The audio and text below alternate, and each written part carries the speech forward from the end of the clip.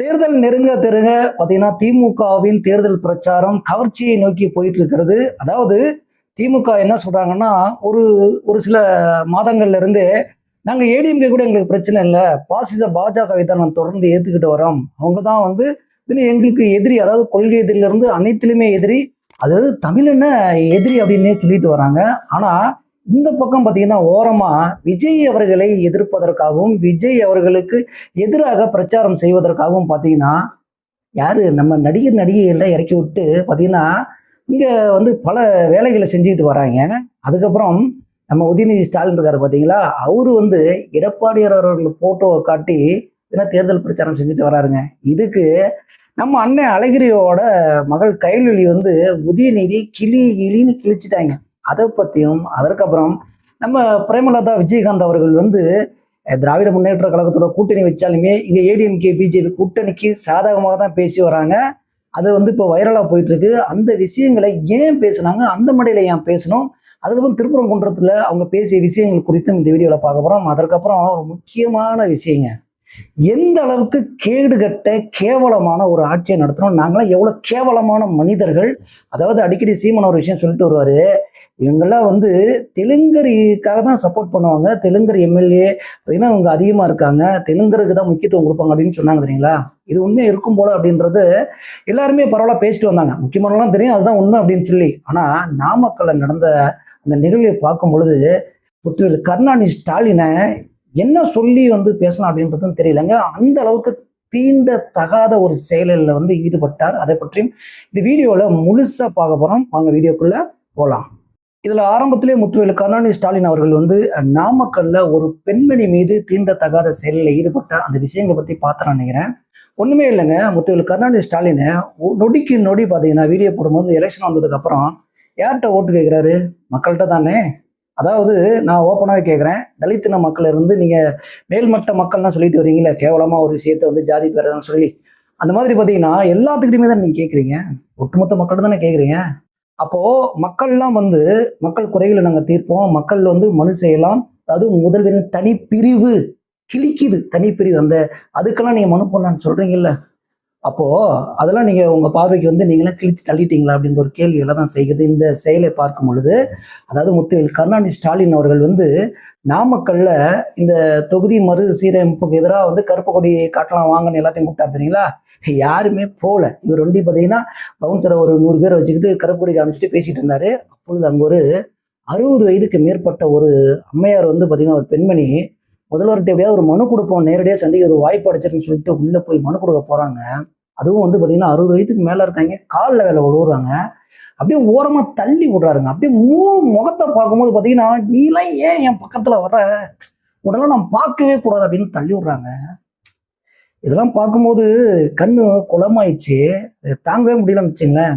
அப்போது நீங்கள் யார், ஹூ ஆர் யூ, முதல்வர் முத்துவேல் கருணாநிதி ஸ்டாலின் அவர்களே, அதுவும் வந்து இப்படி சேர்த்துக்கணுமா வேற மாண்புமிகு. ஏன்னா இவர் வந்து விஜய் அவர்கள் வந்து பார்த்தீங்கன்னா அங்கிள்னு சொன்னது போல எல்லாத்துக்கும் பொத்துட்டு வந்துருச்சு. இங்கே என்ன நடந்துச்சு சொல்லுங்கப்பா, திராவிட மாடலை சேர்ந்த தொண்டர்கள் அமைச்சர்கள் எல்லாருமே கிழிக்கிறீங்கல்ல, அப்படியே அப்படியே பேசிகிட்டே இருக்கீங்கல்ல, யாருக்கு ஆட்சி நடத்துறீங்க, மக்கள்கிட்ட எதுக்கு கெஞ்சுறீங்க, கேவலமா இல்லை, பிச்சை எடுக்கிறீங்களா நீங்கள் ஓட்டுக்கு, எதுக்கு பிச்சை எடுக்கிறீங்க, போய் நீங்கள் அப்படியே வந்து பங்களாவில் உட்காந்துக்கிட்டு சேரில் உட்காந்துக்கிட்டு ஏசியில் உட்காந்துக்கிட்டு அப்படியே பார்த்தீங்கன்னா அங்கேயே ஆன்லைன்லேயே ஓட்டு கேட்டு போக வேண்டியதானே.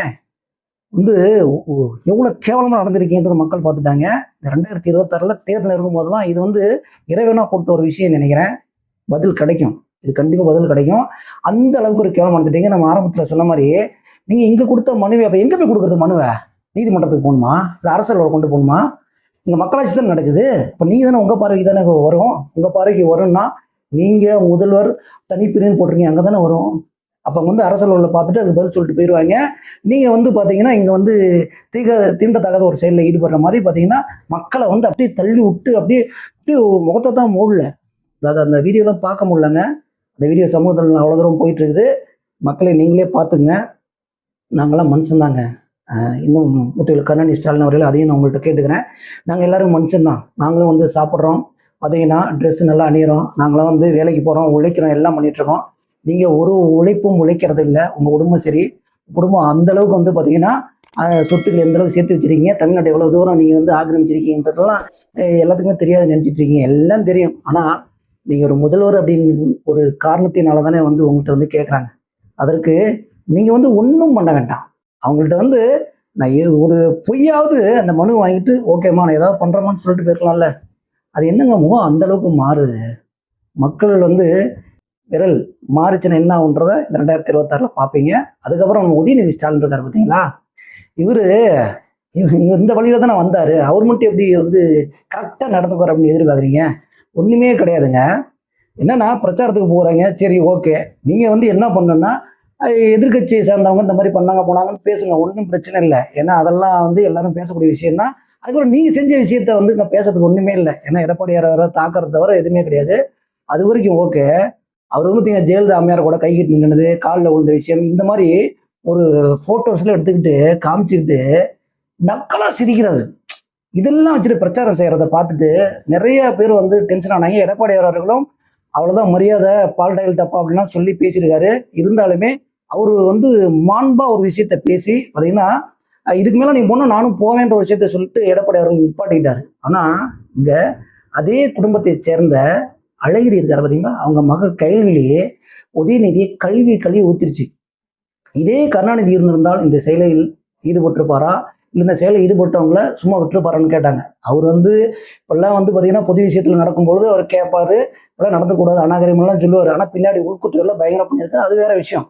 ஆனால் இங்கே கைல்வெளி வந்து கேள்வி கேட்டாங்கல்ல, நீ வந்து ஒரு முதல்வராக இருந்தவர், இவர் அப்படி ஒரு ஃபோட்டோ காட்டி வச்சிங்கன்னா இது வந்து நாகரிகமானு கேட்டிருக்காங்க.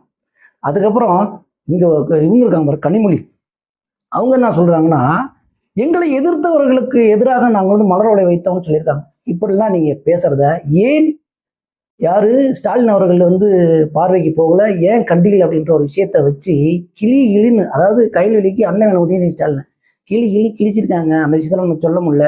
அப்போ குடும்பத்திலேயே இந்த மாதிரி ஒரு விஷயம் சம்பவம் நடக்குது அப்படின்னா நீங்கள் பார்த்துங்க எந்த அளவுக்கு குடும்பாட்சி நடக்குது, எந்த அளவுக்கு கேவலமாக அநாகரிகமாக நடந்துக்கிறாங்கன்னு மட்டும் மக்களை நீங்கள் பார்த்துக்குங்க.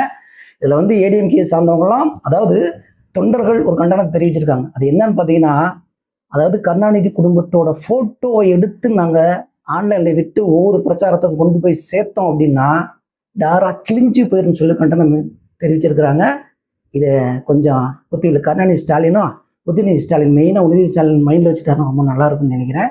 அடுத்து நம்ம பிரேமலதா விஜயகாந்த் அவர்கள் வந்து, அதாவது கமலஹாசன் ஸ்டாலின் அவர்கள்லாம் மேடையில் இருக்கும் பொழுது இங்கே வந்து தமிழ்நாட்டில் வந்து பார்த்தீங்கன்னா, அதாவது சட்டம் ஒழுங்கு பார்த்தீங்கன்னா மக்களுக்கு பெண்களுக்கு பாதுகாப்பு எல்லாமே இருக்கிறது அப்படின்னு சொல்லிட்டு ஒரே ஒரு விஷயம்தான் இங்கே வந்து பெரிதாக பேசப்படுகிறது. அது என்னன்னா, அது எல்லாத்துக்குமே தெரியும். பெண்கள்லாம் இருக்கீங்களா, அவங்கள பற்றி நான் சொல்லிடுறேன் அப்படின்னு சொல்லிட்டு ஒரு விஷயத்த சொன்னாங்க.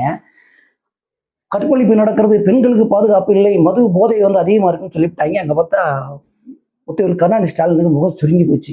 இது இப்போ வந்து 2 நாளாக வைரலாக போயிட்டு இருக்கு. இது பிரபலத்தை தான் சொன்னாங்களா அப்படின்னு கேட்டிங்கன்னா கண்டிப்பாக இல்லைங்க. இதில் ஒரு விஷயத்த நான் ஆழமாக பதிவு பண்ணிக்கிறேன். இது வந்து உள்ளுக்குள்ள ஒரு விஷயம் இருக்கும் தெரியுங்களா. என்னன்னா, அவங்க ஆல்ரெடி பார்த்தீங்கன்னா தொடர்ந்து விஜயகாந்த் அவர்கள் இருக்கும்போதும் சரி, விஜயகாந்த் இருந்ததுக்கு அப்புறமும் சரி, கூட்டணி போவதற்கு முன்னாடி வரை, அந்த கையெழுத்து போடாததற்கு முன்னாடி வரை என்ன டிஎம்கேவோட எதிர்ப்பு குரலாக தான் இருந்தாங்க.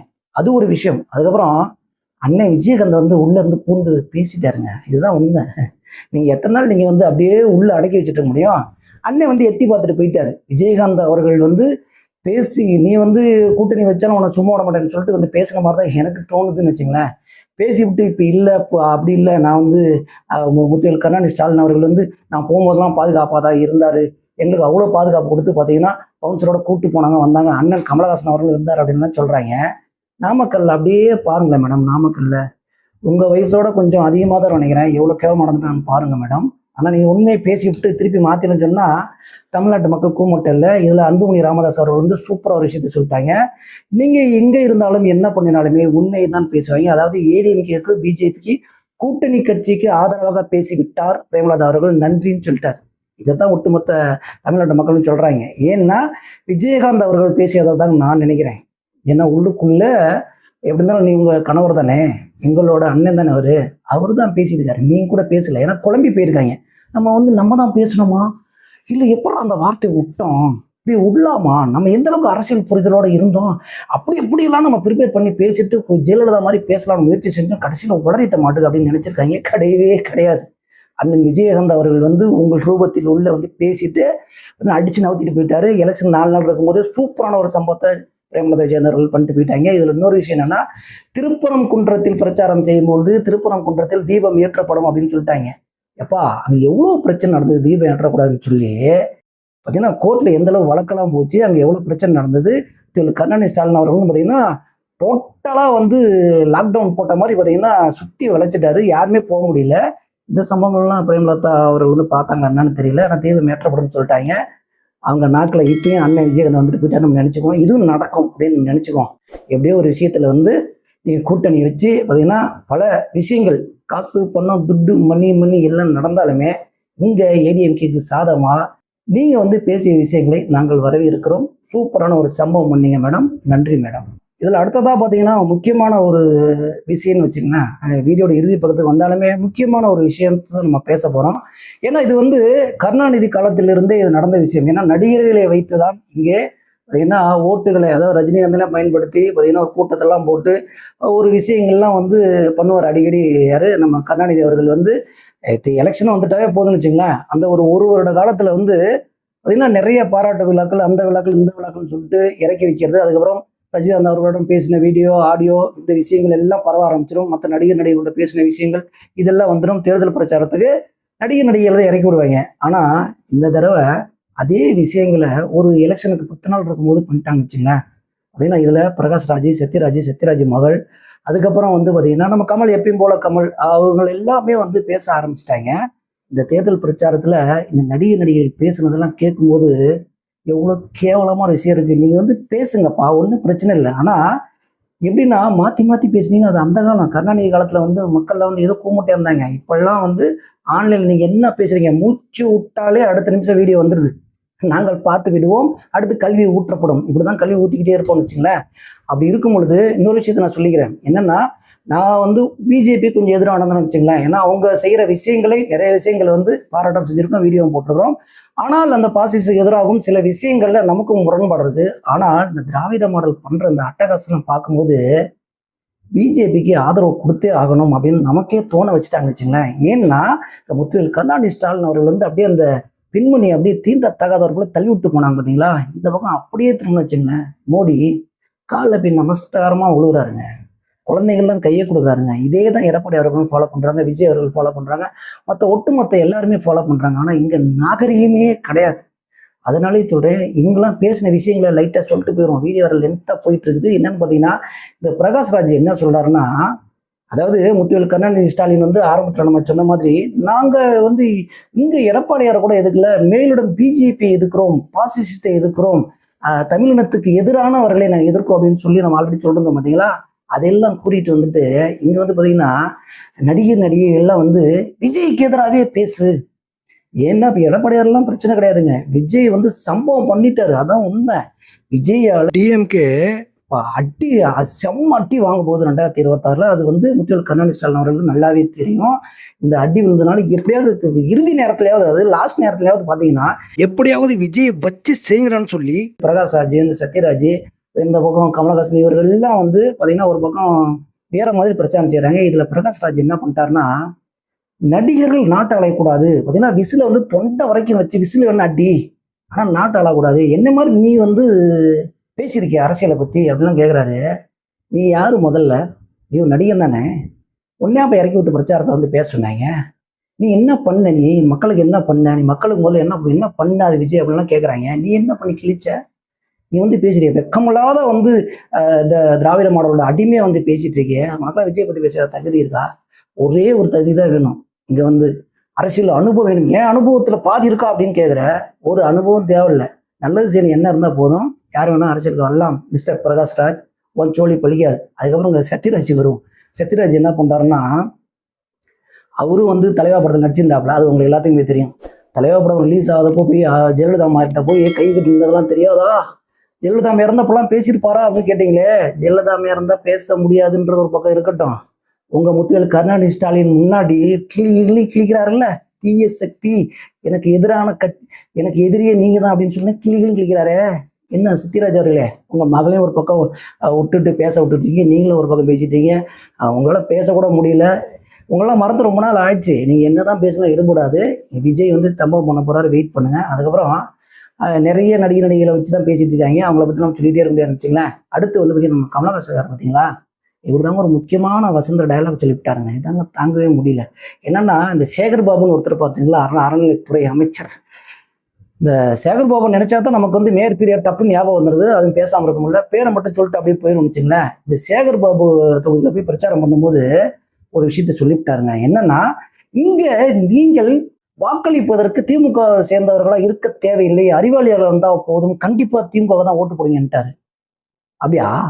நாங்களாம் வந்து அறிவாளியா மட்டும் இருந்தா போதும்னு நினைக்கிறீங்களா? அந்த அறிவாளி என்னத்தை பண்ண போறான்றது மிஸ்டர் கமலஹாசன் அவர்களே, டார்ச் லைட்டை வந்து டிவியை போட்டு உடைத்தவர்களே, நீ காட்ட போறான். ஒண்ணுமே இல்லாம உன் சுயநலத்துக்காக பார்த்தீங்கன்னா நீ போய் என்ன பண்ணிட்ட, திராவிட மாடல் கூட அடிமையா உட்காந்துட்ட. கட்சி ஆரம்பிச்சு உன் கட்சி எங்க இருக்குன்னே தெரியல. உனக்கு ஒரு தொகுதியும் கொடுக்கல, ஒன்றும் கொடுக்கல. அப்புறம் வந்து இப்படி பிச்சை எடுத்துக்கிட்டு போனாலுமே எனக்கு வந்து படம் பண்ணா போதும், பின்னாடி வந்து பார்த்தீங்கன்னா கல்லாப்பிட்டி ரொம்பனா போதும்னு சொல்லிட்டு போயிட்டு அப்படின்னா மக்கள் இழிச்சவாங்களா? அந்த அறிவாளி, அதாவது நீ சொன்ன தெரியுமா, அதாவது கமலஹாசன் அவர் சொன்னார் தெரியுமா, நீங்கள் டிஎம்கே சேர்ந்தவர்கள் இருக்க தேவையில்லை, அறிவாளிகளாக இருந்தால் போதும்னு சொல்லி அந்த அறிவாளிகள் இந்த தடவை எடப்பாடி அவர்களை சிஎம் ஆக்குவார், இங்க விஜய் அவர்களை எதிர்கட்சி தலைவர் ஆக்குவாங்க அப்படின்ற நம்பிக்கை எனக்கு இருக்குது. டிஎம்கே காலியாக போகுது அப்படின்றதையும் எனக்கு நம்பிக்கை இருக்குது. இறைவனும் சேர்ந்து ஒரு சில விஷயங்கள் பண்றாரு. மக்கள் சக்தி என்னன்றதுல காமிக்க போறாங்க. அடுத்து சுந்தர்சி அவர்களுக்கு எதிராக பிடிஆர் தியாகராஜன் அவர்கள் வந்து பாத்தீங்கன்னா பயங்கரமா கேள்வி எழுப்பிட்டு இருக்காங்க. இதுல வந்து குஷ்பு அவர்கள், அதாவது சுந்தர்சியாவது பரவாயில்ல டீசெண்டா பதில் சொன்னார். குஷ்பு அவர்கள் வந்து கிழிச்சு விட்டாங்க. என்னன்னா, இங்க பிரகாஷ்ராஜ் அவர்கள் வந்து நடிகர்களும் நாட்டாளை வர வேண்டும், நாட்டாள தகுதி இருக்கதா அப்படிலாம் கேட்டாங்கல்ல, அது சுந்தர்சியும் சேர்த்து சொன்னதுனால குஷ்பு கோவம் வந்துச்சு. நீங்க யாரு சொல்றதுக்கு? அது பிடிஆர் தியாகராஜன்லாம் வச்சு கிழிச்சிட்டாங்கன்னு வச்சுங்களேன். அப்போ குஷ்பு அவர்கள் வரும் பொழுது வாயை துறக்காத இந்த பிரகாஷ்ராஜ் இப்ப சுந்தர்சியை வச்சு செய்யும் பொழுது பிடிஆர் தியாகராஜன் இந்த தொகுதியில என்ன கதியாக போறான்னு மட்டும் பாருங்க. ஒட்டு மொத்தமாகவே திராவிட மாடல் வந்து ஓட்டு சதவீதம் 20 கீழே தான் வரும்னு சொல்லியிருக்காங்க. இந்த கருத்து கணிப்புக்கும் பார்த்தீங்கன்னா மீடியாவில் காசை கொடுத்து போய்கிட்டு இருக்காங்க. ஆனாலும் ஒண்ணுமே நடக்க போறது. அந்த அளவுக்கு கேவலமான ஒரு ஆட்சியை பண்ணிட்டு இப்போ வந்து பார்த்தீங்கன்னா ஒட்டு மொத்தமாக தேர்தல் பிரச்சாரம் பண்ணும்போது எந்த அளவுக்கு கேவலமான ஒரு தேர்தல் பிரச்சாரம், அந்த நடவடிக்கைலாம் எப்படி இருக்குது அப்படின்றதெல்லாம் பார்த்தா நம்மளால ஒன்றுமே பண்ண முடியலங்க. தூக்கமே வரமாட்டேங்குது. திருப்பி நன்றா நிம்மதியாக தூங்கணும் அப்படின்னா டிஎம்கே வாக்களித்தால் மக்களே தூக்கம் வராது, தூங்கவும் முடியாது, அல்லோலப்பட்டு தான் நம்ம அலைய முடியும். தயவு செஞ்சு 2026 என்னன்றத உங்கள் கை விரல் ரேகையை என்ன அப்படின்றத நீங்கள் காட்டுங்க. கண்டிப்பாக நம்ம திரும்பவும் சொல்கிறோம், என்னோட நாக்கு பலிக்கும் அப்படின்னா எடப்பாடி அவர்கள் சிஎம் ஆகி விஜய் அவர்கள் எதிர்கட்சி தலைவராக உட்காந்தா சிறப்பாக இருக்குங்க அப்படின்னு நினைக்கிறேன். நீங்களும் இந்த இது வரைக்கும் பேசின விஷயங்கள்லாம் நீங்கள் பார்த்துருப்பீங்க, சமூக வலைதளம் பார்த்துருப்பீங்க. இதுக்கெல்லாம் சேர்த்து ஒரு சம்பவத்தை பண்ணுங்க அப்படின்னு தான் உங்களை கேட்டுக்கிறேன். இந்த மாதிரி தமிழ்நாட்டின் உலகத்தில் நடக்கும் அனைத்து விஷயம் தொடர்ந்து அலசுவோம், தொடர்ந்து பேசுவோம். தொடர்ந்து தமிழ் தேசிய விழுந்தினர்கள், தமிழ் தேசிய மகேஷின் அன்பு வணக்கம்.